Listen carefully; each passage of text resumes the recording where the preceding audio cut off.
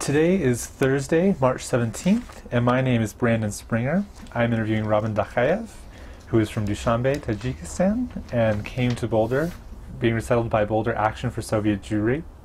This interview is being recorded for the Maria Rogers Oral History Program, and is being filmed by myself. So Roben, my first question is, when and where you were born? I was born in 1949, January 7. By the way, it's Russian Christmas. All famous people was born on Christmas Day, not only Jesus Christ. And the city was not Dushanbe at this time, it was Stalinabad, city by name of Stalin. And I grew up in the city all 44 years. I lived there, I graduated high school, medical school, got my PhD and become surgeon.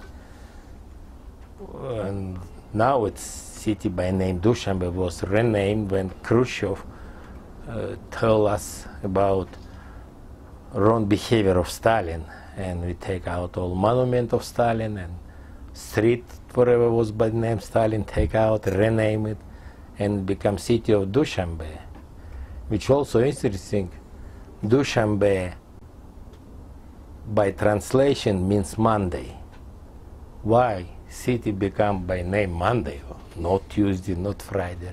It's interesting, the people who have business in flea market, they cannot buy anything by themselves because only one day, Sunday, big flea market in this area, and they must sell items wherever they want. Only one place where I was born was for seller flea market. Everybody who Sunday make sale came to Dushanbe and buy wherever they want. That's why its place become name of the day of the week, Dushanbe. Only in Monday you can buy wherever you want, only in this place. It's interesting also. Now we were just talking about the origin of your name. Could you talk about my mom, Ashkenazi from Odessa, came from Dushanbe, Stalinabad this time during the World War II. First week, she Ukrainian from city of Odessa. 50% of the city is Jews, used to be. And immediately, the first day of the World War with Soviet Union, 22nd June, Odessa as a city of Jew was bombed by aircraft.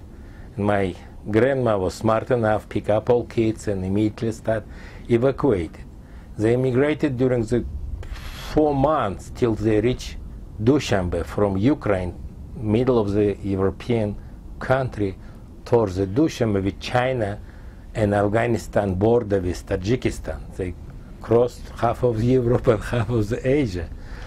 But anyway, mom, father, my grandpa, name was Roben. Roben, one of the name from the Bible.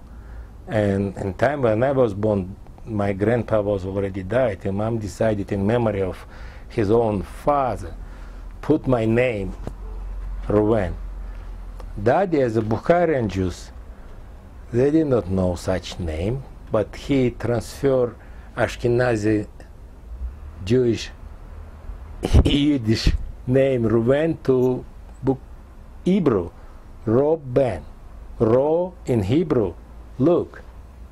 Ben in Hebrew also, it's son. Look at his son. And I'm still over 60. Some people which know me from childhood call me Roben. Roben. Some guys who know me later call me Roben. That's why from phone call I can recognize it's my old friend or younger. It's kind of funny double name, but yeah. Now you said that your mother was Ashkenazi and your father was Bukharian. Yep. Was that common? Very rare, very rare. We had in Dushanbe 7,000 population city. We have 16,000 Bukharian Jews and maybe 1,000 Ashkenazi Jews. It very rare. I know only 2 families who kind of mixture of two different kind of Jews. It's our family, and another, he also was Professor Babayev. He was married to Bessarabian, means also Ashkenazi Jew. Rest of them kind of try avoid, married Bukharian by Bukharian, Ashkenazi by Ashkenazi. I am exception. I don't know, it's good or bad, but I am. And why did they avoid marrying each other? Because culture is different. The religious Judaism is the same, but view of this Judaism, Bukharian Jews more orthodox, much more. You know, I remember my grandpa from that side never ever touch any electricity in Friday Eve. Don't even thinking about touching money and Shabbos. When she going to synagogues, I have to go to trolley bus, pay his duties, and then he go through the trolley to synagogue. Very Bukharian Orthodox and restriction everywhere. Ashkenazi and European Jews kind of, they more European freedom, you know, even in religious. They never keep kosher food like Bukharian does, and they never keep Shabbos. They visit synagogue maybe in big Jewish holidays like Yom Kippur, maybe Pesach, maybe Sukkot or whatever. But Bukharian Jews, every Samovan every day, as it's supposed to be, Samovan every Shabbos Eve and every Shabbos themselves. What why it's unusual point of view of religious doesn't allow married parents. So how is it that your parents came to be married? They met each other in medical school. The dad was in medical school, one of the first student in 1939, before World War II started. And then he was taken by military to Soviet Union and Finland war. He was there, got injured, come back in 41 and re-entered to medical school in Stalinabad this time, Dushanbe. And the mom came as a refugee from Ukraine. All her paper about graduation, high school, even passport was left in Odessa. No any documentation. And she came to medical school because neighbor girl, Ashkenazi, was already accepted in medical school. And she told my mom, Olga, let's go to medical school. She said, how I can go? I have not even passport. I have not my diploma of graduation of high school. Let's go. We have nice director, dean of the medical school. Anyway, when she mom show up to dean office, came in, started crying, explaining situation. I graduated high school, believe me, but I have not diploma. I have not even passport. And this guy was so nice. He listened my mom all her complaint and asked her one question: are you really would like be in medical school? Are you really would like become doctor? Mom says yes. He grabs a piece of paper. What's your last name? Sonis. What's your first name? Olga. Tomorrow, first group, your student already gave paper to mom. Mom still telling, I don't know, I did not came out. I'm fly from his office, so happy. And then she becomes student in group where my dad was. And during the first year or two, my mom did not know that my dad Jew because she thought it's Muslim. And my dad did not know that she is Jew because she is Russian. And after 1.5 years, they start knowing each other that they're Jew. Fall in love, married in 5th year medical school in Soviet Union, 6th year, and in the 6th grade, my oldest sister was born. It's very unusual. So during this time, were any of your other members of your family affected by the Holocaust or World War II? Mom relatives, of course, because she's from Odessa. A lot of relatives from mom's side, from grandma and grandpa was died in Holocaust, was killed. A lot of Jews, relative from mom's side, when the world was to start, and when even Nazi start fighting with Soviet Union, they said, no, we have nice grand Red Army. We beat Hitler. They don't believe it, they stay. And my grandma was so smart, they pick up everything, drop houses, furniture, start escape towards the east. A lot. I know my grandma from mom's side have 2 sisters and 1 brother which was died in Ukraine by killing Nazi, and from my grandpa, also mom's side, almost all of them was killed. I don't know exactly, it was gas chamber, which Nazi place, but when the World War done in May 45, and our relatives, mom relatives who was lived in Dushanbe, come back to Ukraine, they cannot find anybody. And emotionally, what was the effect on your family? Oh yeah. What was the effect? I mean, how did your family deal with that? You know, it emotionally hurt, because when young person with perspective, with everything, live in Ukrainian territory 100 years, and then was killed, and many root wherever family is supposed to be grow up in this nice land, Ukraine, Polish, they was gone. They was gone. They have to come back to Ukraine or Poland and start over after 100 years. It's not just they live there 10, 20 years. It's emotionally hurt. So let's talk about growing up in Dushanbe. Tell me about growing up and going to elementary school, and what was that like for you? You know,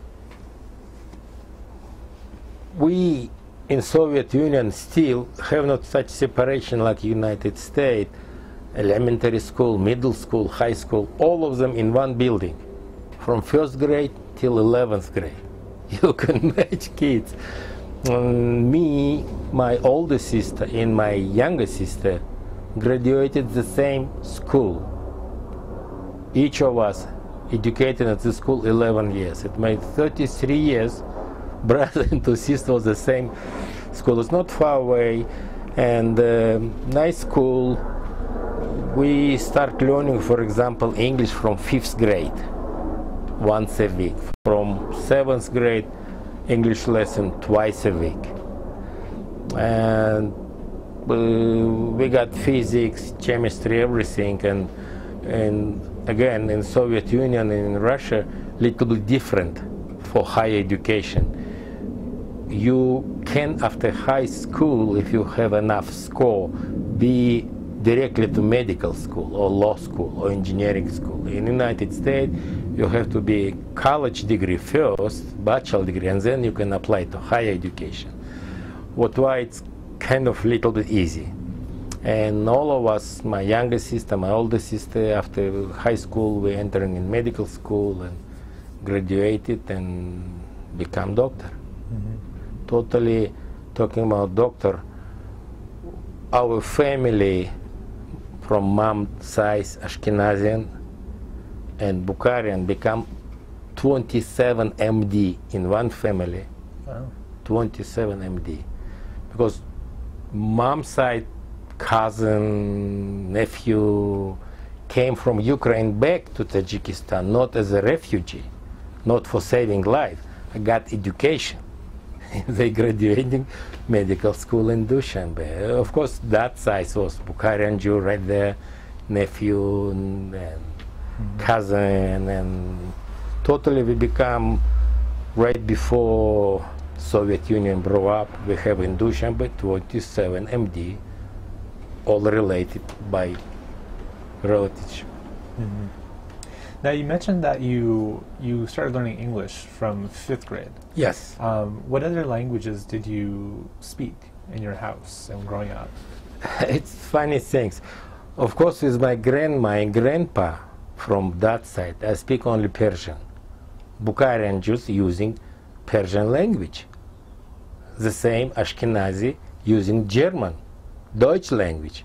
They have particular additional words, but mainly it is German language, which Ashkenazi is still using. We say Yiddish. Yiddish. The same with Bukharian Jews. Base, whatever Bukharian Jews use in Central Asia, not only in Dushanbe, Tashkent, big cities, Bukhara, Samarkand. They're using Persian language with some even Yiddish, some Hebrew, but base is Persian. That's why when I grow up with my grandma and grandpa, which was in the same house to live, different house but the same yard, and I don't remember anybody educate me Persian. It was my main language. And Russian language I used to school. Bilingual was kind of nothing unusual. Not for me. Many other Bukharian Jews speak at home Bukharian Jews, means Persian, and in the street or school speaking Russian. And then English, it's interesting, you have choice. Wherever I was in 5th grade, at, let's say 1960, you have choice in 5th grade, German or English. We split during the foreign language lesson. We split. The German boy, girls go to the other room, other English here, and Daddy said only English, no German. We as the Jews enough have from plus mom know basic of the German. Anyway, that's why we study English, and even in medical school, we have every week 1 hour lesson in English. It's neighborhood dog.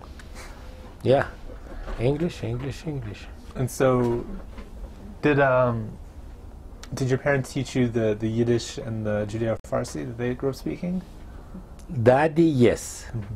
Mom even first 3 years, first till 3rd year education was in Yiddish school, in Yiddish education. And then they moved from small village around Odessa to Odessa as a city, and no Yiddish school there. And then mom started education, continue education in Russian language. By that, she graduated nursing school in Bukhara in Turkish language, because Uzbek is Turkish language. Persian only in Tajikistan. Other states using Turkish. Kazakhstan, Kyrgyzstan, they're using Turkish language. Oh, that graduated school in Bukhara in Persian, nursing school in Turkish, and they enter in medical school, start using Russian. 3 language for education for that. Mom never taught us Yiddish because nobody around to speak. But Persian, with that, sometimes that talk with me is Persian, and grandpa, grandma always. And what about Hebrew? Did they teach you Hebrew? No. Hebrew only in synagogue. We have big synagogue, 16,000 Jewish Bukharian, mostly 99% Bukharian Jews in synagogue. We have in our Bukharian synagogue teaching time, special for different grade, for little kids, for teenagers. They have special several rabbis there. One of the rabbis was responsible for education Hebrew, someone responsible for take care if somebody died. He was responsible for cemetery, Jewish cemetery. By the way, Bukharian Jewish cemetery separate, Ashkenazi separate. One times I have problem find a place for my friend father, and I went to synagogue, started talking with the rabbi, blah blah. I said, how come it's happened? Oh, because he's Ashkenazi, he have to be buried there. If he would Bukharian, he would be buried here. I said, okay, if I'm died sooner or later, where I will bury it? Oh, you Bukharian, you don't worry, you can we bury it, because Bukharian nice place down. Ashkenazi to the one. I said, how come my mom is Ashkenazi? Don't worry, live forever, but if something happened, you hearted Bukharian, you grow up around us, you speaking Bukharian, you're not Ashkenazis. How come? 50-50? My mother, it was a funny story. Yeah. So growing up, when did you first realize you were Jewish? Oh, unfortunately, it's too late. It's probably when I was around 25, maybe 30. I already working as a surgeon. I know I'm Jew from childhood. I know my grandfather have his own Sefer Torah, which in synagogue. So your family first educated you about being Jewish. That was when you knew. Yeah. But over the street, it was not big different. Muslim, Christian, Jewish, we play together, whatever we do, educate together. Not many anti-Semitic action I saw around me. I don't know why. I see sometimes outside something anti-Semitic, somebody fighting, said, Jew such, you know how anti-Semitic everywhere. When I stick my nose, what's wrong? No, don't worry. It's not you, it's not about you, but I'm Jew. Okay, don't worry. I don't know why, but particular myself, I never feel something anti-Semitic unless, you're doing something wrong. And I feel particular Bukharian Jews in age 25, 30, after graduating medical school, become surgeon, and I saw some kind of patient came in asking help more often than other. And I mentioned this Bukharian Jews. I know, but then they keep telling me, other hospital where have not Bukharian Jews doctor, they don't accept us. They're kicking us like soccer game, go there. And only when we're asking help from you, you kindly helping us. Some not emergency case. Of course, when emergency surgical case, it doesn't matter who you are, we're helping. But some elective disease, hernia, other things. And I feel, oh man, you really Jew now. You have to help Jew. Nobody like help. Yeah. So it was only the Jewish doctors helping the other Jews. Oh yeah. More than welcome. I did not see particular doctor not Jew said, you Jew, I don't treat you. It's illegal. It's illegal. But they can find 100 different ways, kick out this patient. No. And you ought to help for any person. Does not matter, Jew, Muslim, Christian. But if you see the Jews as a minority kicking out from other place, we keep attention a little bit more. So what did it mean to you to be Jewish, living in Dushanbe, living in the Soviet Union? I'm proud that I'm Jew. And my pride came from several situations when I feel we have to do much more than other, and then we will be acceptable. As my dad tell me several times, that if you will be the best in the class, or medical class, you maybe will be last in the list. You must be the best, and then maybe you got last in the list. If you will be average, don't even expect you will be in list.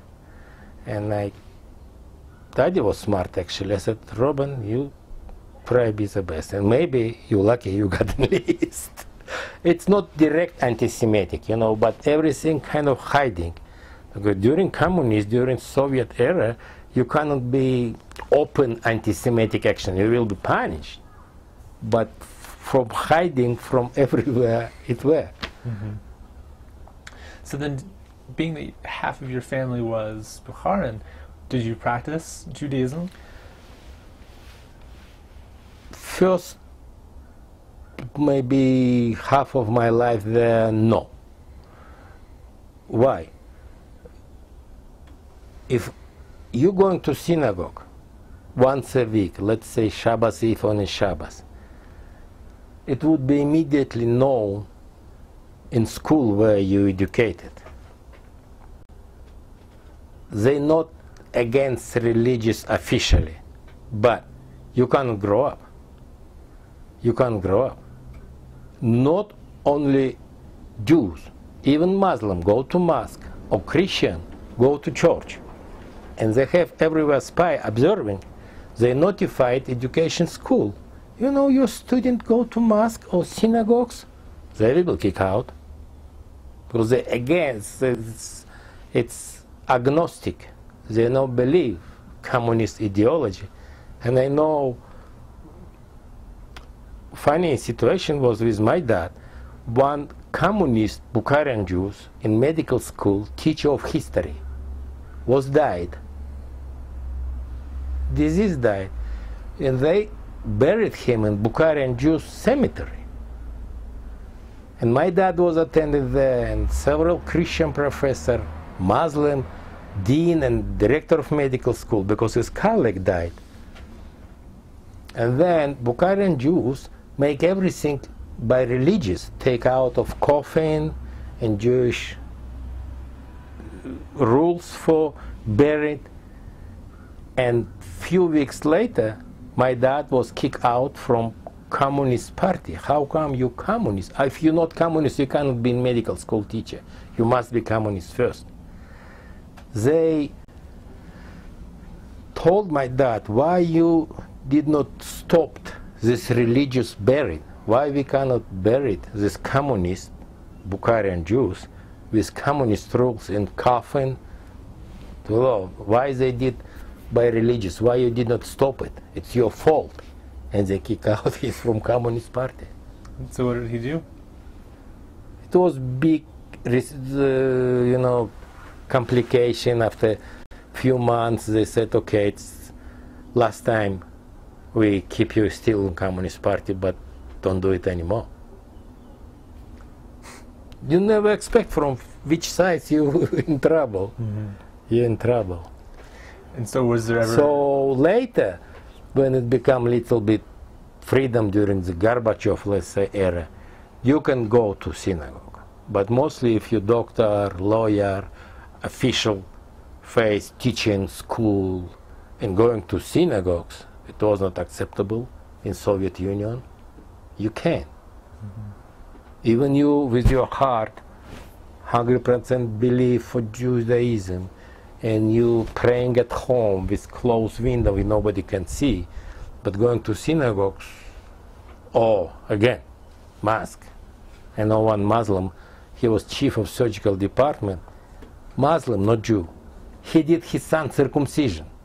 When son was 3-4 years old, he was kicked out from chief of surgery.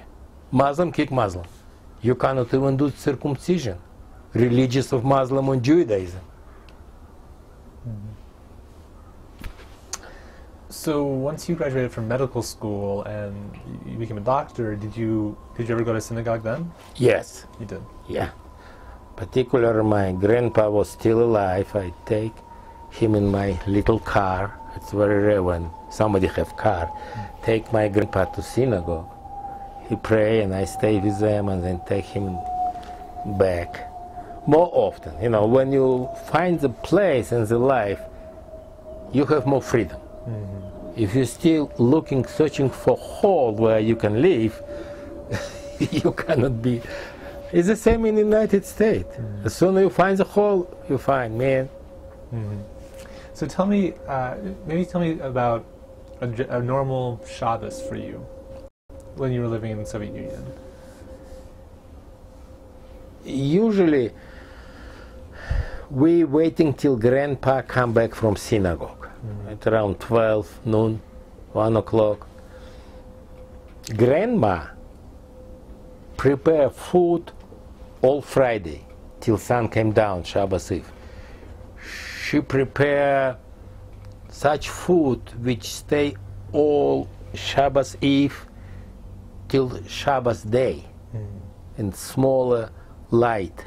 We have special kerosene, and they never touch it. My grandma, when grandpa was in synagogue, if I come back from school, Roben, would you please check, is light still there? They cannot touch fire. And then, when grandpa come, they're asking me, shut down the light. Only when they check shut down light, and then they take pots from the, put in here, They're making special smoked eggs, very tasty, rice like pilav, but this pilav stay 24 hours overnight. It become different taste than real pilav. Of course, fish with garlic and cilantro, always. Does not matter, winter. To such a food, Bukharian Jews always have in Shabbat. It was anyway holidays for us, for kids. Nice food, once a week, only in grandma and grandpa house, other side of the backyard. And I still remember, and when I married, I sent my wife to my grandma, Tanya, please learn. Lucky we are, she's still alive. Whatever she's doing, I very like such food. And she's doing here. Mm-hmm. And she's doing here. When we have some party, we're doing Bukharian Jews food. Mm-hmm. Very taste unusual. Yeah. So then your grandparents kept to the rules of Shabbat. Always. But you didn't? No. Yeah, they had you do things for them. Like drive your grandfather. Yeah. Yeah. Oh yeah. Oh yeah. Oh yeah. Oh yeah. So tell me about being a doctor after med school. You mentioned that you treated Jews who would be treated by some of the other doctors. Tell me a little bit about that part of your life. Oh, it's interesting. Particularly talking about Jews, we as medics know some diseases could be only on Jews and Armenian, like Crohn's disease, which affected terminal ileum, small intestinal. And sometimes when bowel obstructed, you have to make surgery. And I collect more than 15, 17 cases, which 12 of them was Jews, Bukharian and Ashkenazi, and 5 or 6, I don't remember, Armenian. And then I started learning through library and find this Crohn's disease could be only of population who live around Mediterranean Sea. Armenian a lot of, in particular in Beirut. It was interesting, and they even published this material in surgical magazine. But I cannot say something we Jews doctor did something different for Jewish patient. Patient is patient. Make correct treatment. Make patient healthy. Who they are, you will find after the discharge patient. Mm-hmm. Bukharian Jews, of course, more often coming and appreciate with flowers. Sometimes it's this bottle of nice brandy. Doctor, thank you. You save us. Mm-hmm. So in your adult life, did you ever experience any sort of anti-Jewish discrimination? No. No. I cannot say particular because I'm Jew. When they sent us to Afghanistan war, I was chief of the surgical medical battalion when we, Russian, occupied way before you, American. And then they suggest to me go deeper to Afghanistan, and I refused. Said no. I have family in Dushanbe. I have choice, because from Germany came Soviet other medical battalion to substitute us. We have choice, go back to Tajikistan from Afghan territory or go deeper.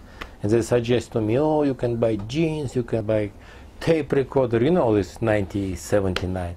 Said when somebody kill me, cut my head because I looks like European, I don't need jeans without head, I don't need tape recorder anyway. And then I feel discrimination because my PhD was done.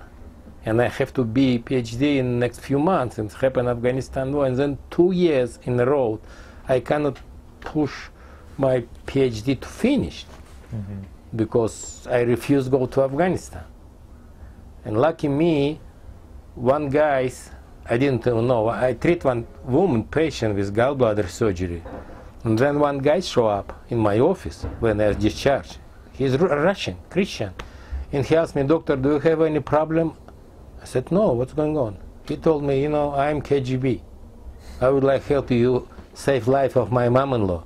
Do you need house? Do you need car? I said, no, everything I have, I don't need. How I can help you? I said, you know, my PhD in Moscow, 2 years in a row, I cannot finish.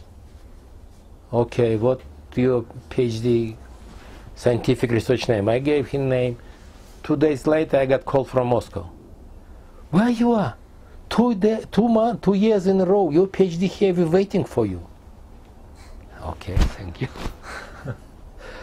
And I went there, finished my PhD and PhD. You know, I know it, KGB, it's terrible in all this propaganda, but with you conversation with them, he would appreciate it if only my PhD stopped because I refused to go deeper to Afghanistan. He resolved my problem. Mm-hmm. And the same was with Torah. When they decided Torah bring to United States, Sefer Torah of Grandpa, several places, historical center, religious centers. No, it's you can, and other guys who saying buys, I never connect. I said, would you help me? He's not KGB, some from police. I said, I cannot take my items. My grandpa, Sefer Torah grandpa died. We're leaving Soviet Union. With one push of button, in few seconds, and take it, go. As you Americans say, does not matter what you know, most important who you know. Mm-hmm.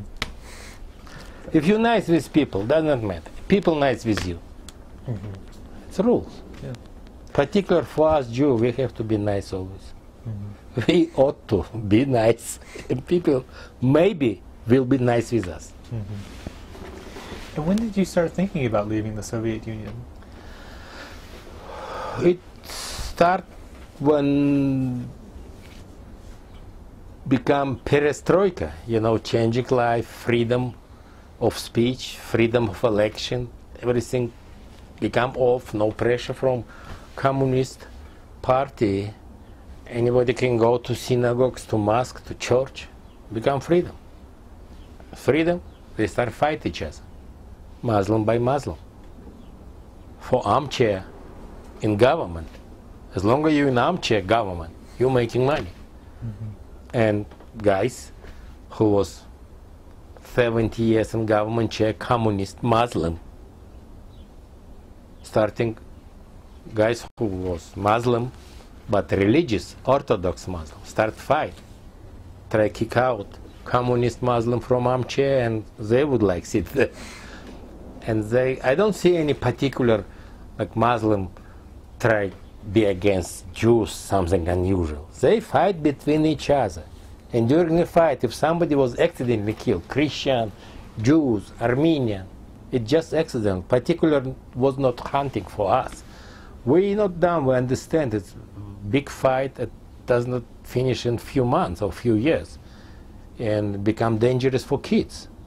If I am as a surgeon was 24 hours in hospital in the war, by the way, last my cases was all wounded with knife, with bullets. Dangerous for family, for kids. I have teenagers, daughter, teenagers, son. My younger daughter was just 5, which right now student in NYU. And we decided to immigrate for more safer place. We thought about Israel, we thought about Australia. A lot of guys escaping to Australia, Canada, United States. We fill application for several places. Mm-hmm. And finally, it become dangerous and dangerous. Dangerous coming. I am as a surgical chief of the hospital, have special permission driving car after 11 p.m. Rest of them people cannot. Soldier on the street. I was the emergency trauma hospital. Sometimes they call me and they stop me. I show my permission. I can drive anytime. But why? It's not so dangerous for me, but for family, who knows? Mm-hmm. Daughter blonde, son is kind of, you know, and daddy was not for sure several years in a row. It's not happened in one day. But when dad was retired, old ages, when several times Muslims stopped him, who you are, where you go, and he was shocked that because all neighborhood know him. But a lot of people came from mountains, not city people. from mountains came, you know, without any education, without intellectual level. I don't know what kind of IQ they had, if maybe negative. But they start fighting each other, and we decided immigrated. Thanks God, this time Bill Cohen show up in our city and help us immigrate. So tell me about the first time you met Bill Cohen and got to know Boulder Action for Soviet Jewry. Yeah, it's end of the 80s probably. Bill Cohen came. My younger sister immigrated to Boulder 1.5 years earlier than we are. And she told to Bill Cohen that I have brother and family, you know. Why she had my address, and Bill Cohen came to Dushanbe, I'm more than welcome to help him, you know, first time, and with everything he need.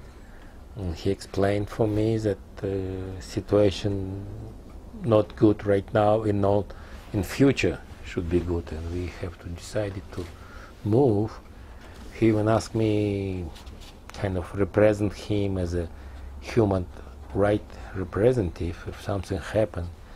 And by the way, after first my meeting with Bill Cohen, I become more often visit to Jewish synagogues and asking if they have any problem, any discrimination, and more than welcome, because even Bill Cohen gave me fax machine, which was so unusual for a private house, and I can fax information for if something happened wrong with human rights, particularly with the right of the Jews as a human.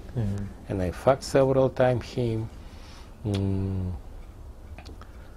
We fill application for American embassy to Moscow. This time we have not embassy in Tajikistan, you know, 20 years ago. And we have had several other meetings. Every time Bill came to Dushanbe, I make schedule for Jews who would like emigrate.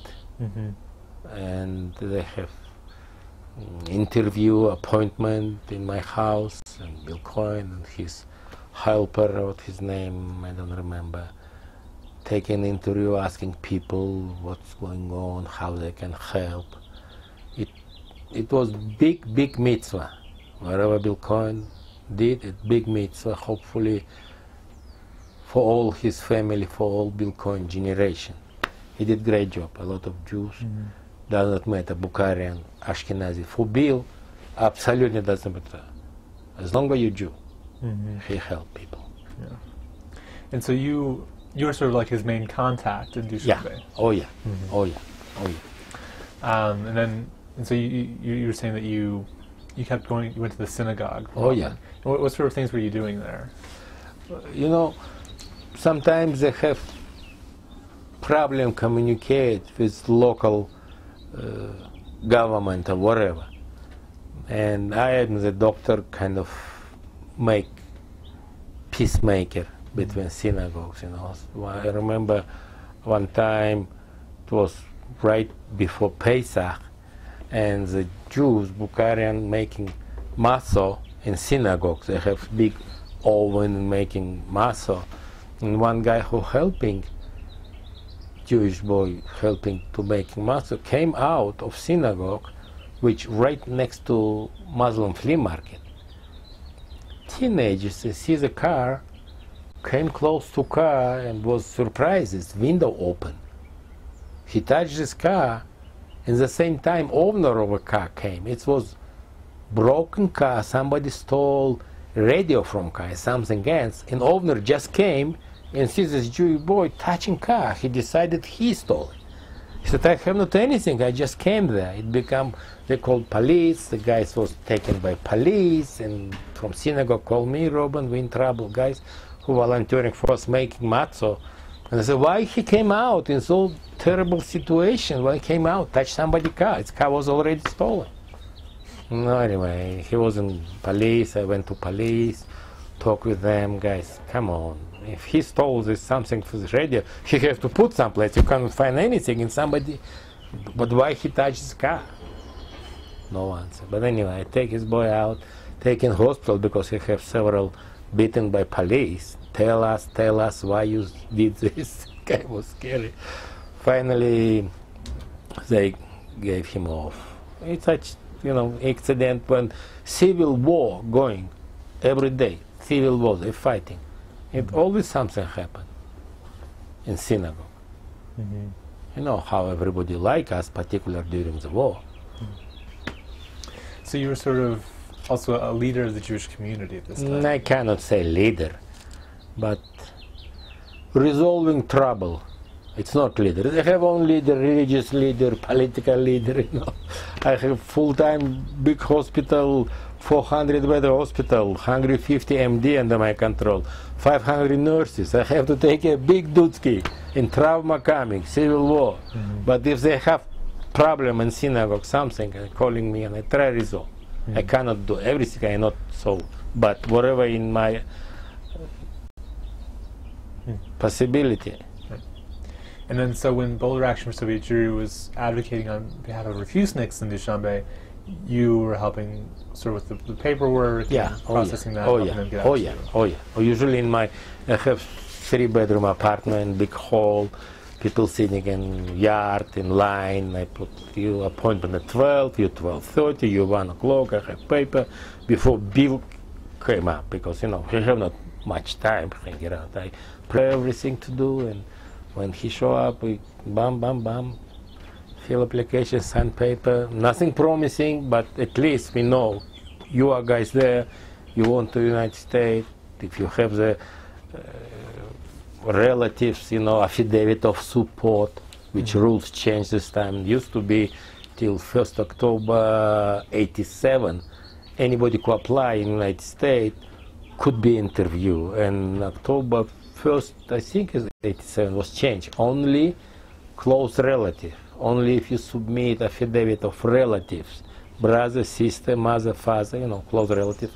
And then if your application complete with this, and then it will be in line. Mm-hmm. But and so you were involved in making that. Oh yeah.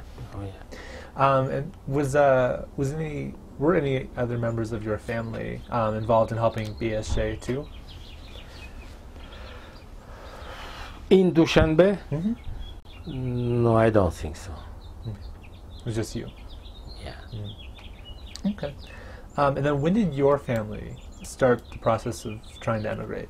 You and your 90. kids? Okay, 90, maybe 91. Все, спасибо. Sorry. No, it's okay. And we're receiving a affidavit of relative because my sister moved Boulder 19. Then she can send us affidavit of relatives, and only then you can start process application. Mm-hmm. We apply for American Embassy, application, 7 of us. And then that was you and your wife and your... My parents, mom and dad, me, my wife, and 3 kids, and my mom-in-law, 7. But it's so long period of time that my older daughter, it's become dangerous and dangerous to Dushanbe. We sent her to England, Manchester City, where I live my older sister. My older sister, way before, during Soviet era, married to British man. He was scientific researcher of language. Very rare language in the world, Pamir Mountains. They have, it's not related to Persian language at all. Absolutely every wheel between mountains, his own language. Like 2,000 people speaking this language. You go behind these mountains, 3,000 people, mountain people, speaking different languages than each other. What why scientific researcher from England came in Dushanbe, met my sister, fall in love, they married. Make story short. And then I have opportunity to send my older teenage daughter after she graduated high school to Manchester before we were waiting to line to American Embassy. Mm-hmm. Anyway, she was safe, Manchester, safer than Dushanbe, I hope. And we got invitation to American Embassy. We travel, all of us, my 2 old parents, my mom-in-law, my wife, 2 kids, and have interview.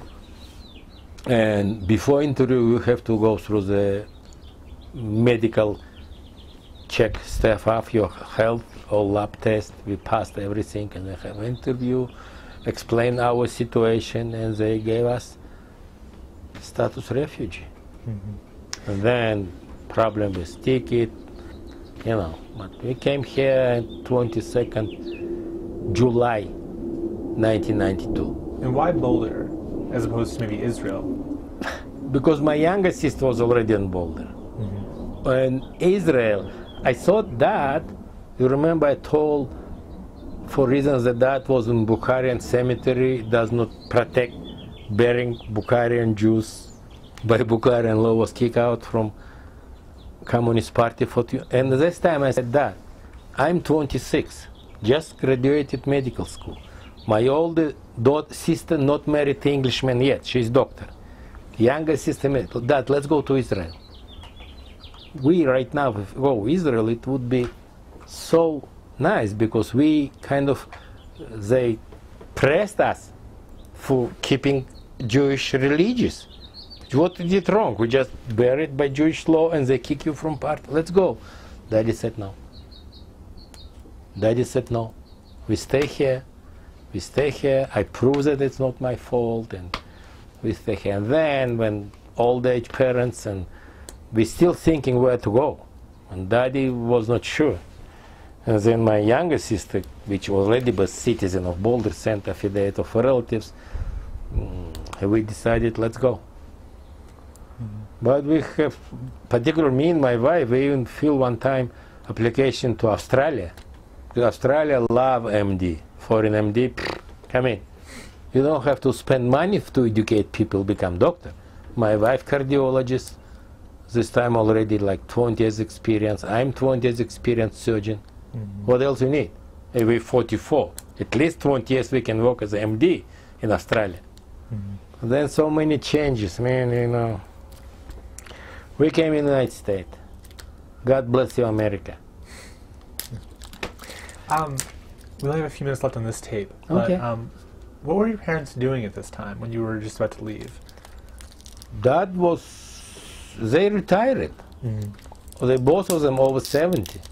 Mom was just 70, Dad 78 or 75 something. They was retired in Soviet Union. The last years. And then your father had written a book, though, right, on Bukharian Jews. But it's his hobbies. He's mostly surgeon, professor of surgery, last 40 years in medical school. He have huge surgical department. He was management of 17 PhD job in surgery. He make the same things whatever he'd done. And interesting things, 17 his students who making surgeon doing PhD have almost all 15 republic nationality. He have Kazakh, he have Kyrgyz, he have Tajik PhD, he have few Bukharian Jews, he have one Ashkenazi, one Armenian, Azerbaijan. Everyone said, what's going on? Usually, you know, with chief of professor, he keep, but for that it doesn't matter. If he sees some surgeon smart enough, surgeon would like make PhD, come in, this is subject, you start research, if it is go, it's go, I help you. It's also funny things. And was he active in the Jewish community too? Oh yeah, particularly when he retired that, he became president of Bukharian Jewish community in Dushanbe, which he continued in Boulder. He was the first president of Bukharian Jewish community in Boulder and then in Denver. Okay. Yeah, why he wrote the book. He was so active, and he stopped surgery. He started looking what I have to do. Let's work for synagogue. Now I'm not professor. I cannot go synagogue every day. You know what I mean? Yeah. Now like research. Let's collect material. He start bothering me. Let's go there. Make photo picture for this book. Let's do this. Daddy, I'm working. You retired. I don't care. I prepare a book to Bukharian Jews. Let's go there. Daddy. And I ought to help, you know. And he wrote, it is second edition. First edition he published in Dushanbe, much smaller. He came here in Boulder, started collecting more material, particularly for kitchen. Kitchen was first time added here. Bukharian kitchen. And what did it entail being the president of the Bukharian community in Dushanbe? You know, I told a little bit that it was tough time. Many people try leave, and when you're leaving one country to other country, you less and less take care religious stuff because time to save your life. And keeping all Jews in synagogue was tougher. But at least when they know now we got professor, Bukharian Jews, first Bukharian Jews professor in surgery, coming to synagogue, someone come back. And listen that, I cannot say that my dad have big knowledge in Judaism, in Torah, or something which is related to religious, but social life, little bit chill down our people. Listen, I know, I see, it's not good time, blah blah blah, but we have to behave. It does not mean as you're living you can start sold items for high price and people will be fighting. You know, if you are sold, money is not main issue of our life. You know, right now it's life more expensive than any money. Such social problem, you know, when immigration started, these guys to Israel, these guys to Germany, these guys to Canada, everybody like. So he's trying to hold his community together. Absolutely, absolutely. Let's take a quick break. Okay.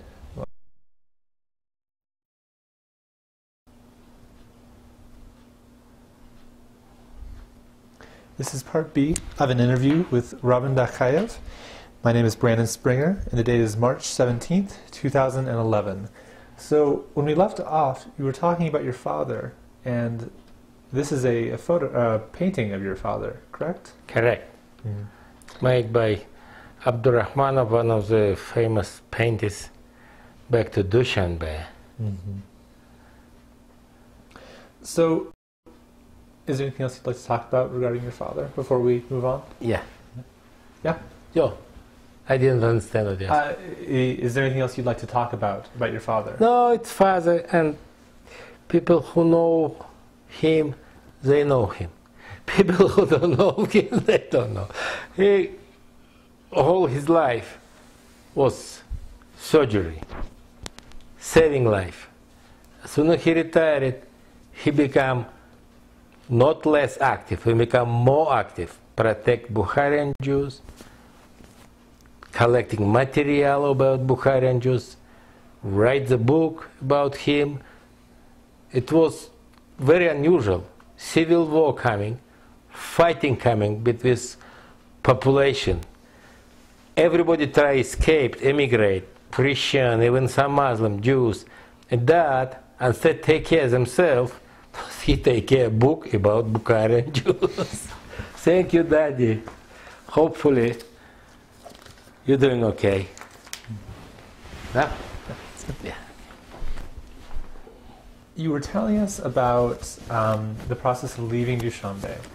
Could you tell us about your last night in the Soviet Union? Yeah, actually, we left in June 1992. No Soviet Union anymore. Was dissolved 6 months before, in December 91. But no independent Tajikistan. It's kind of one country dissolved, broke for 13,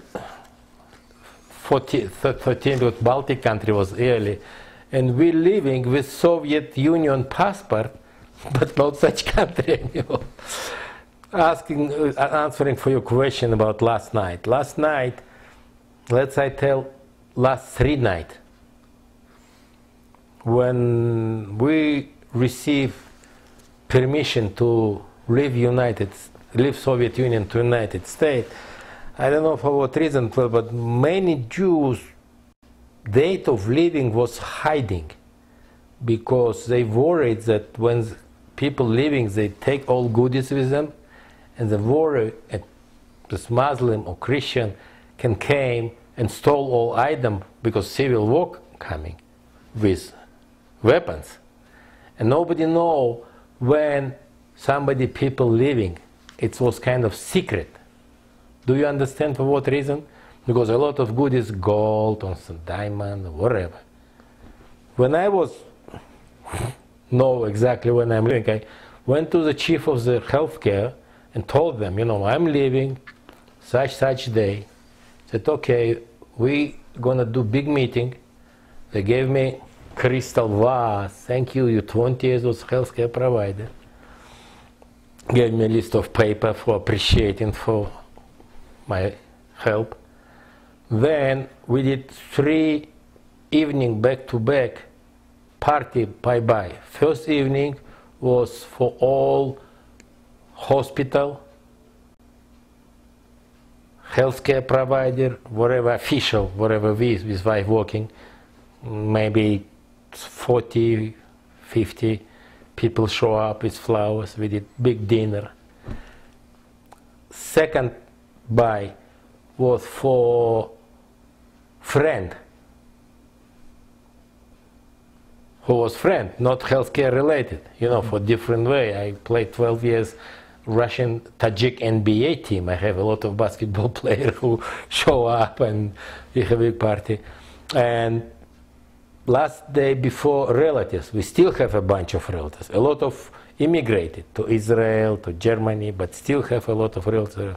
3 nights in a row we have party, and next day, last night I remember several friends show up and asking Roben, good luck, goodbye, but if you feel uncomfortable there, anytime you can come back to Dushanbe.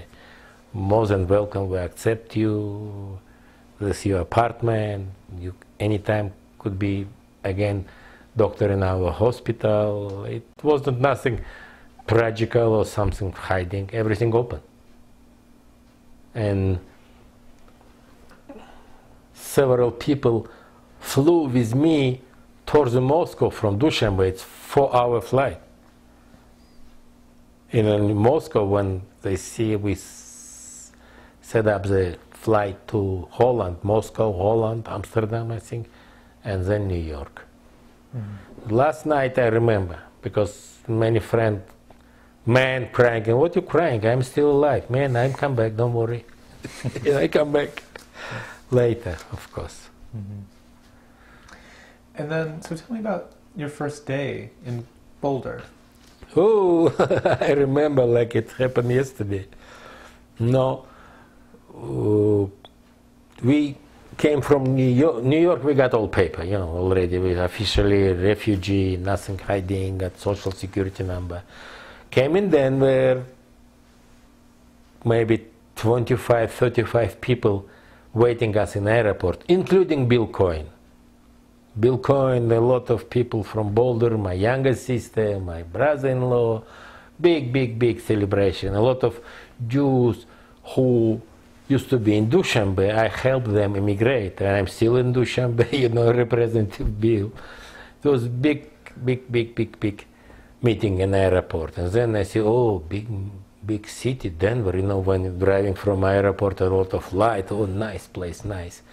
And then we left Denver 20 years ago, start driving 36 highway, this time no light, nobody except Butterfly Pavilion. Only one building between Boulder and Denver was Butterfly Pavilion right there. I said, what's going on? Are we leaving Denver?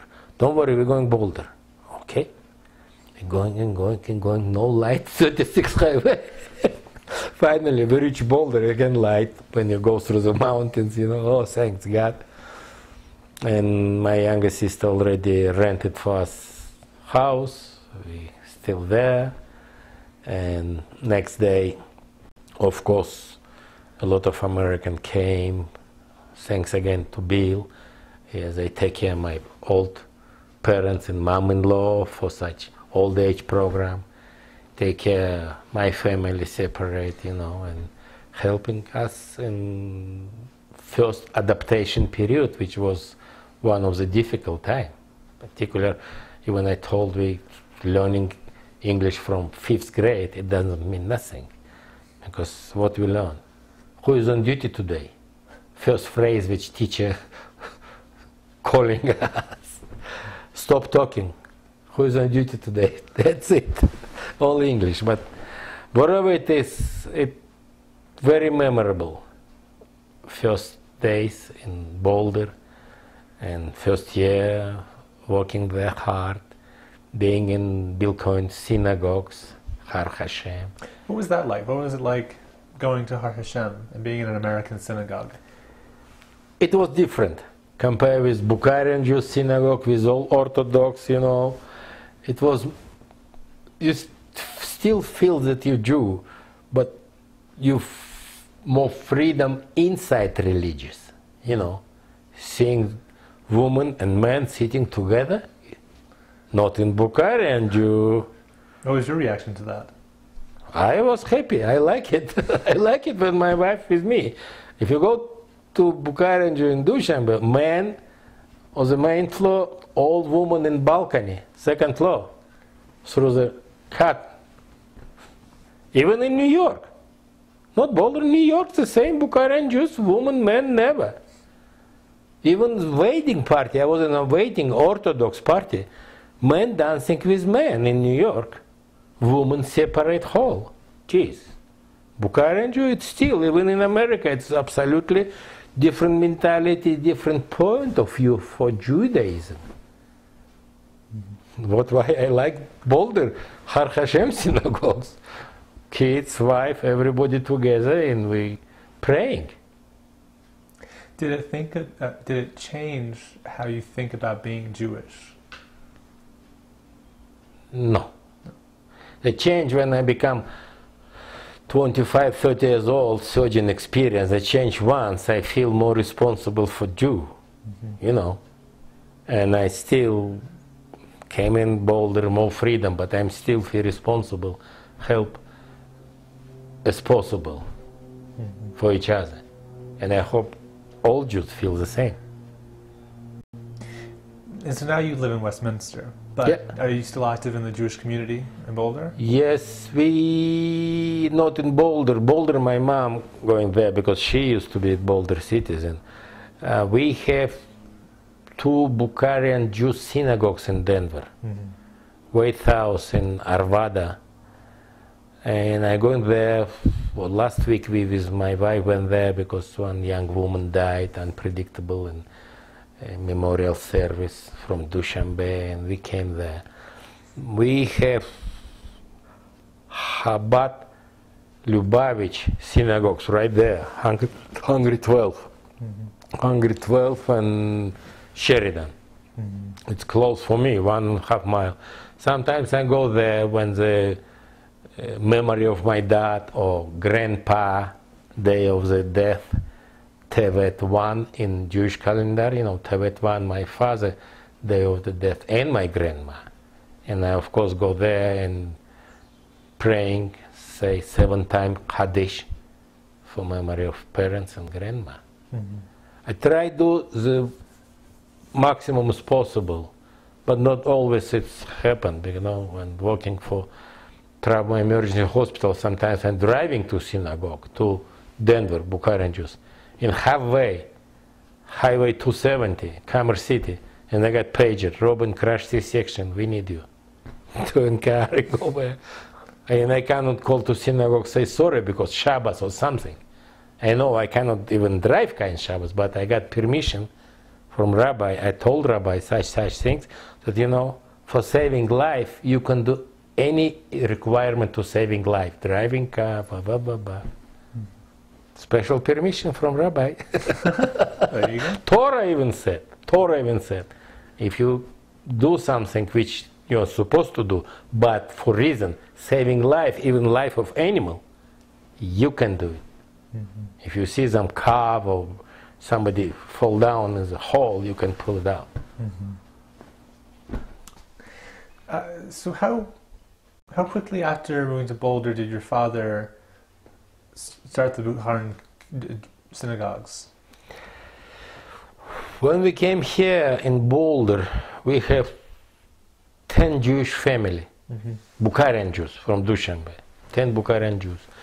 We have not this time synagogue, but we have time to time meeting each other for memorial service. like 35 years ago my grandpa died, but I ought to still make memorial service, make 10 men and pray Kaddish.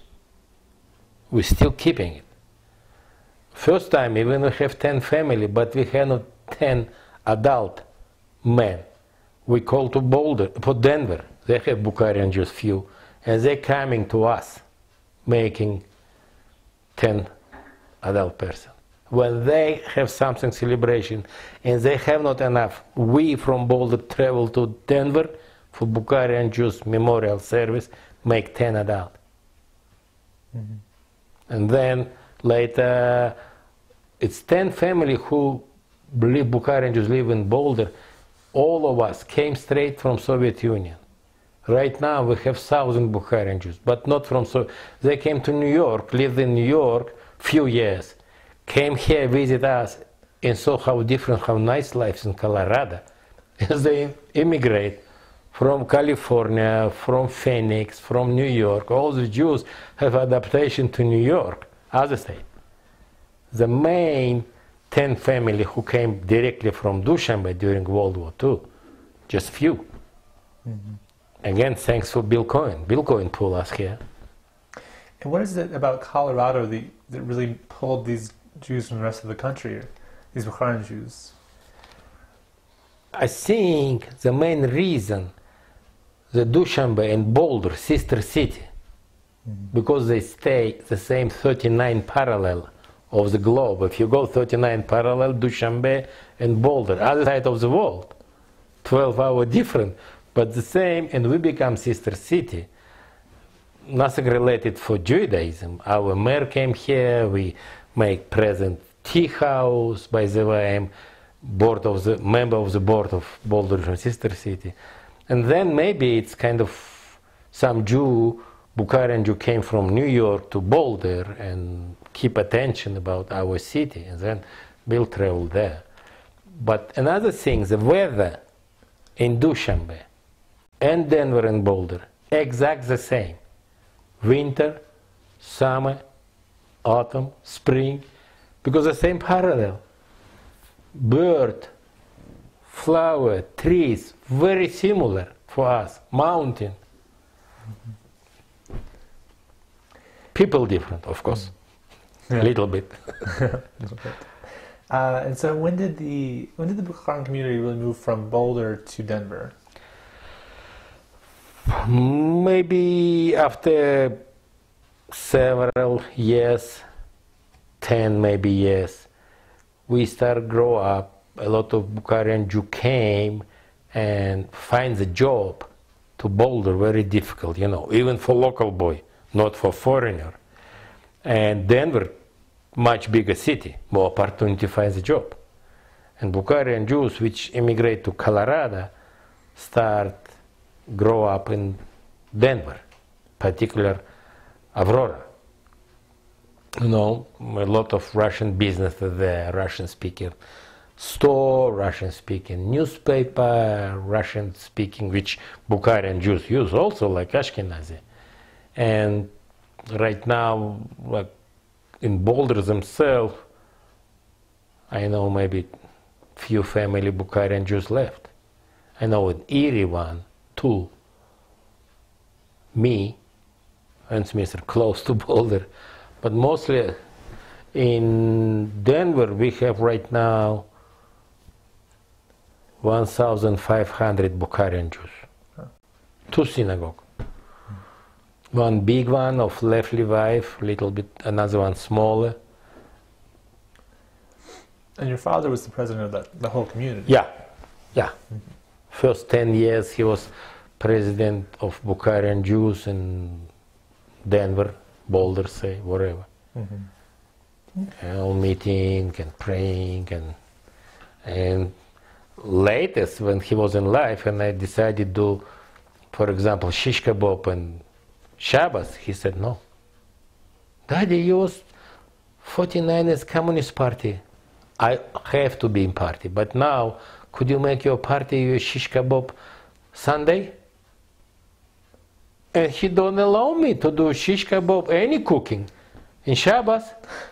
Daddy, professor, where religious way? No, in age, you become in my age, you never do anything in Shabbos? Okay. No, Shishka Bok, my gazebo in Shabbos anymore. Daddy said no. You know, I don't know. It's rules, it's religious, it's... if Daddy don't like it, I don't do it. Sunday is nice time to party. So going back a little bit, when you first arrived, what sort of services did BASJ offer you? Are you sure you would like to talk about this? Would you like to talk about this? But it's not good experience, you know. It's kind of funny. They saw me back to Dushanbe several times. They know who I am or whatever. They offer me, I remember one time, laundry, walking to laundry. Okay. And then suggested some Boulder have special factory where they selling seeds of tomato, seeds of cucumber, seeds of flowers. And they told me, I don't know if you would like to record it, true, but I know, if you're telling true, it's politically incorrect. They told me, Roben, we know you was famous surgeon and you have very good attention as a surgeon. Now you can separate seeds of tomato, cucumber, or sunflowers.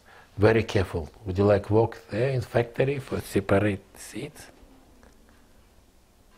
What did you say? I said, no, thank you.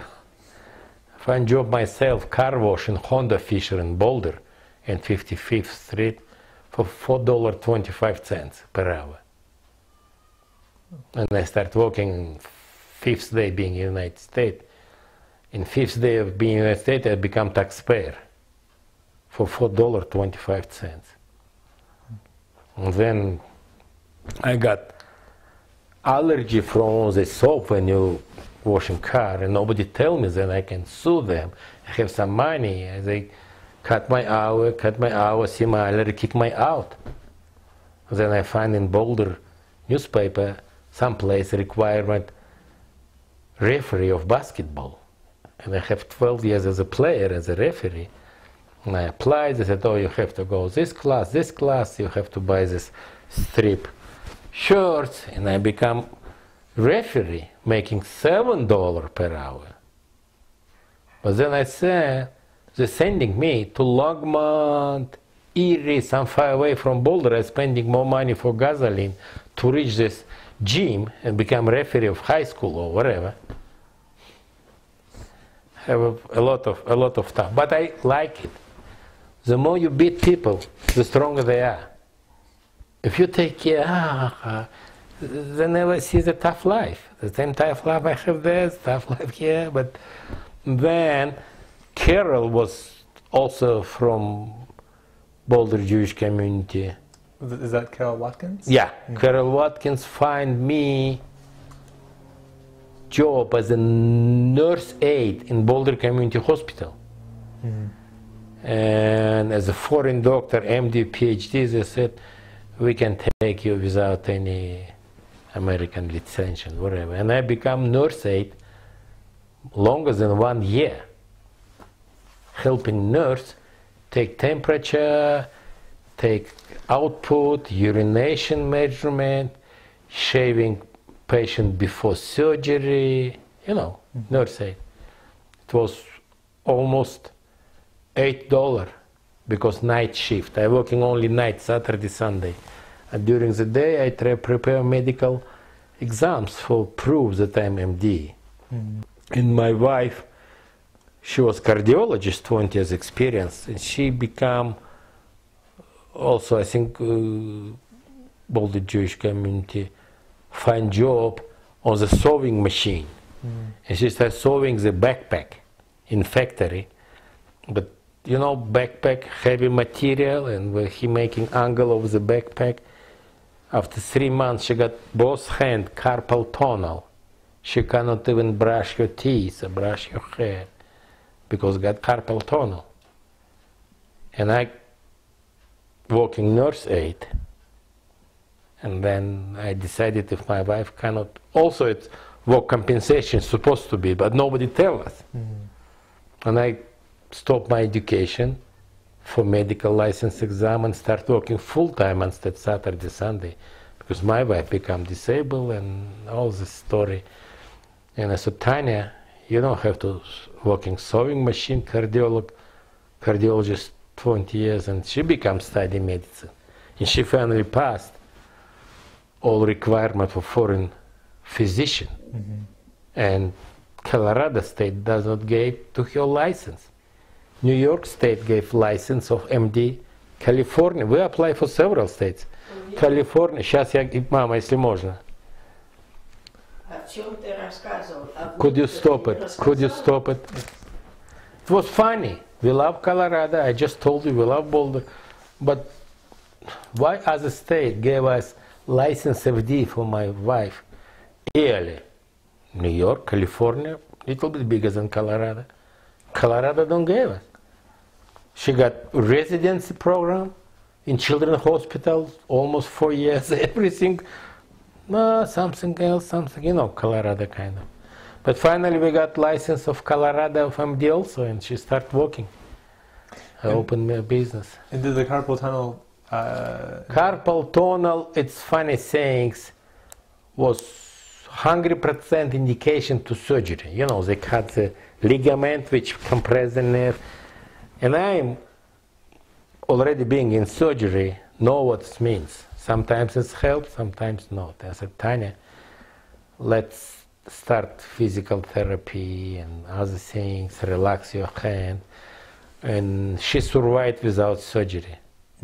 Talking about Carol Watkins, another thing she helped me.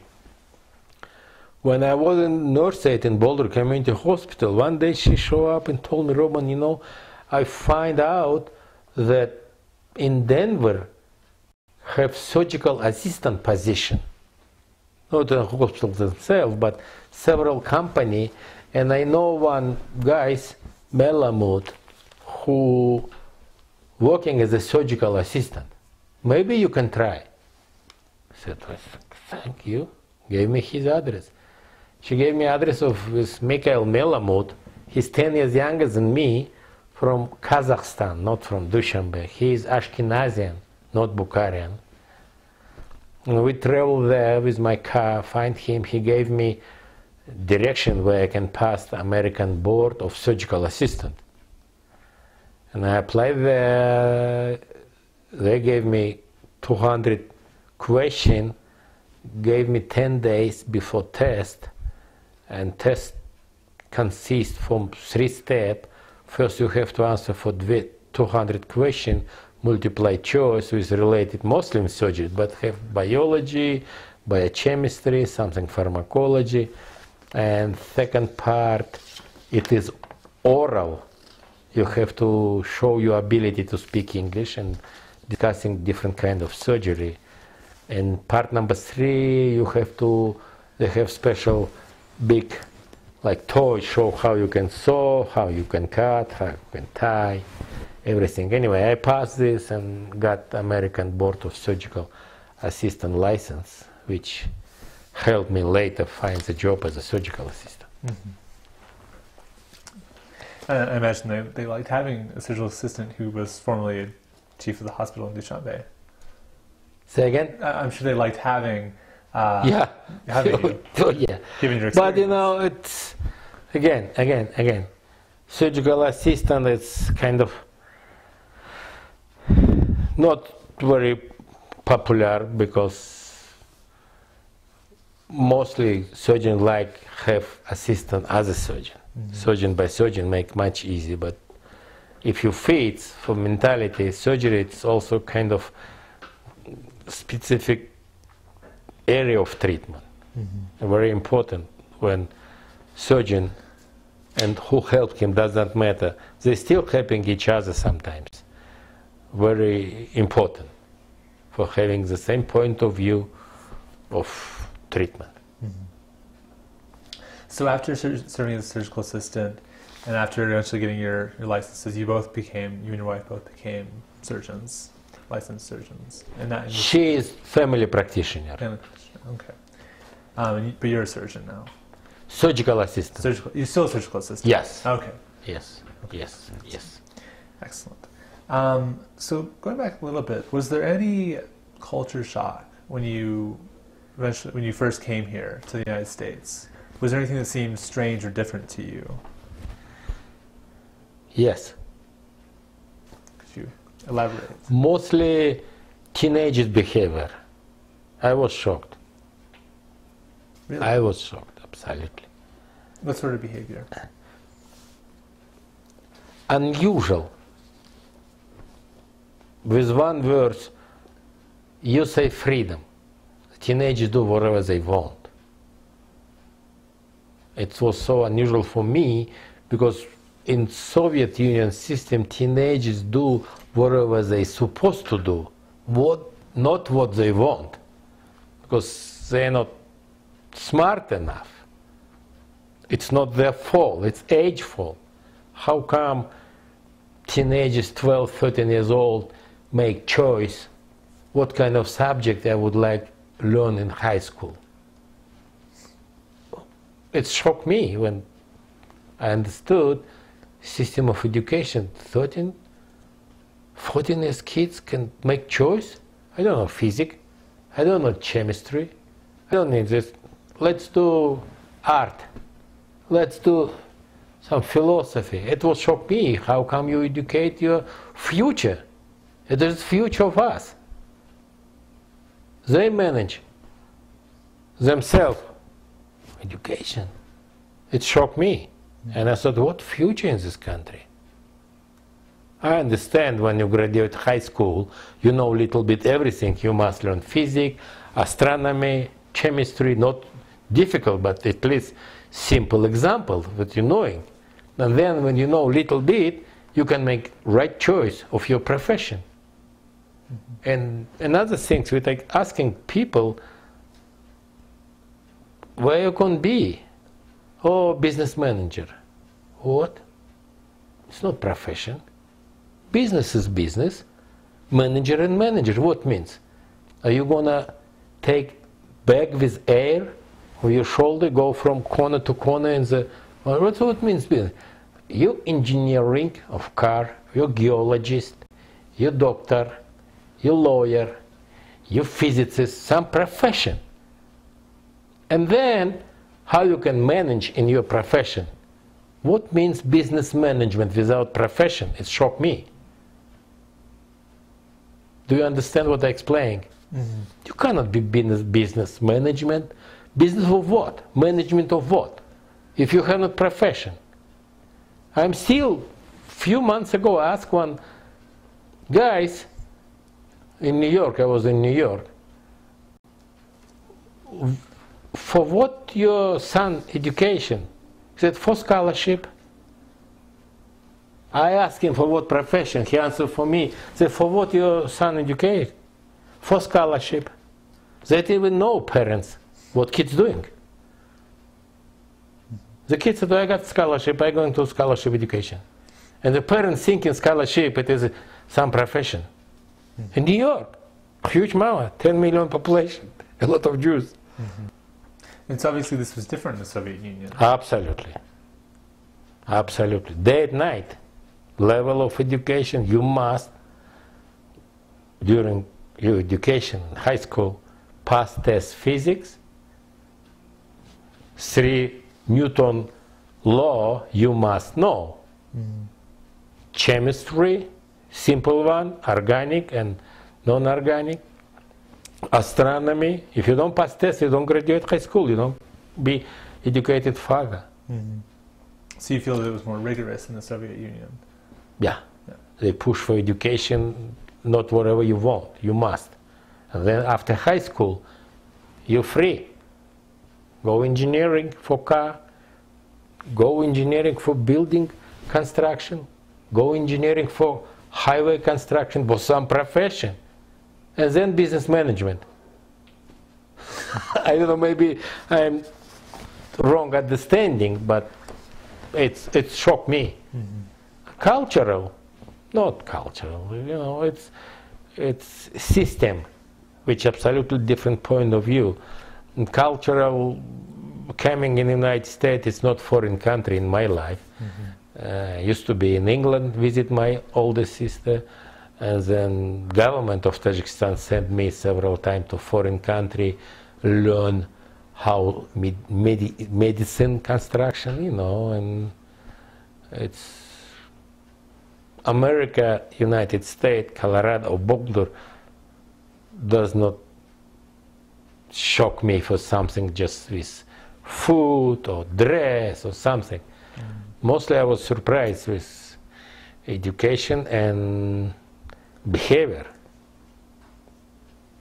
I'm not for totalitarian regime like we have in Soviet Union. No, of course teenagers have to have freedom, but certain freedom in certain place, not in system of education. And you can see right now the place in international Olympical competition for physics, chemistry, where we are, United States citizens, our teenagers, which space. Unfortunately, it's scary. It scares you. Yeah. So when you came and in the years that you were sort of acclimating to American life, how did you feel about, I mean, you're welcome from the Boulder Jewish community. Oh, I feel great. I appreciate still, and I don't know if Boulder Jewish community wasn't so active to help us as a refugee. I don't know where we level will be achieved. I don't know if we reach New York, which I don't think so. It's United States, like Moscow. It is not Russia. United States. United States. New York is New York. Different mentality, you know better than me. And I want to know if we, Bukharian Jews from Dushanbe, reach the Boulder, which I have several friends, different target of the life, different achievement, different mentality. We grew up 40 years the same place, but we reached different state and different Jewish community with different target. And thanks God that we're in Colorado. Thanks God we're in Boulder. Thanks Bill Cohen. Viva Bill Cohen. Not say. Yeah. Now, can you compare the lives of your children in the U.S. compared to what it would have been like had they lived in, if you'd stayed in Dushanbe? What their lives would have been like differently? For recent situation, of course, it's not comparable. The last 20 years when civil war started, it's terrible life for kids, for teenagers, for old people. They're not in good position. And, you know, economic drop down, it's, yeah, I think it's politically incorrect compare life teenagers in Dushanbe now and life teenagers which grow up in the United States. But if we compare 40 years ago during Soviet era and now, it's big question. Big question. Again, I'm not against freedom, but freedom have to be in certain question, certain program, certain situation, not everywhere for anything. Because it's, again, it's not fault teenagers, it's age fault. They don't know many things. What I have parents, we have teachers, we have certain freedom. Go basketball, volleyball, sport, and something activity. You're free. Show up how strong you are. Just my opinion. Sorry. Again, maybe I'm wrong. No. Just opinion. So, do you have any regrets about leaving? Having what? Any regrets? Any? Do you ever question leaving, having left Dushanbe? Question? Yeah. Do you ever wonder if you should have stayed? No. Not in Dushanbe. No. Not in Dushanbe. I have several invitations in Moscow, come back to Russia, not Soviet Union, be chief of the hospital, Moscow surrounding. I said, you know, I have too long tail behind me, wife, kids, da. If it is just me alone, maybe, but not in Dushanbe. Moscow, maybe, other big cities, St. Petersburg, where I can realize my MD, PhD experience more for education, for doing surgery. But again, too long tail. Parents here, they cannot live. They can live, but I ought to help them. Dad was in life. Mom-in-law just a few years ago died. Wife, kids. What why I feel responsible. Stay here. Stay here. Support all my big Russian, Jewish, Bukharian collective farm. We're doing well. We're happy. Thanks God again that we here. Well, I don't have many other questions. Are there any other stories or that you'd like to share that we haven't talked about your life or about BASJ? Carol Watkins, thank you. Carol Watkins, thank you. You help us. Of course, Bill Cohen, I don't know how many times I told it. It's a great job. Great job. I think we started working together way long time ago in Dushanbe, and we thinking the same song when I came here. And I like to see luck for Boulder community, Boulder Jewish community for future, because I believe many other places in the world where the Jews in terrible situation, and I would like to see that we help them, like somebody wait time long ago help me. If I can help Boulder Jewish community for anything, more than welcome. I still feel I'm all to you guys. Thank you. You still feel like a part of that community? Oh yeah, oh yeah. Maybe not physically, but with mentality, of course. I know. And one last question before we done. So, that feeling of being part of that community, how did the group, how did they make you feel part of that community?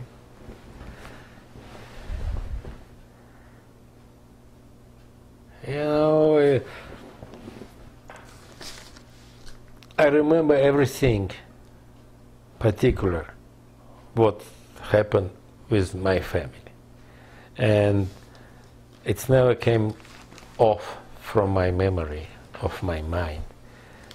And I feel that if I need any help in future, me or my family, and I ask help from Boulder Jewish community, if I know that can't help, and I 100% believe they're gonna help me again, even I'm okay.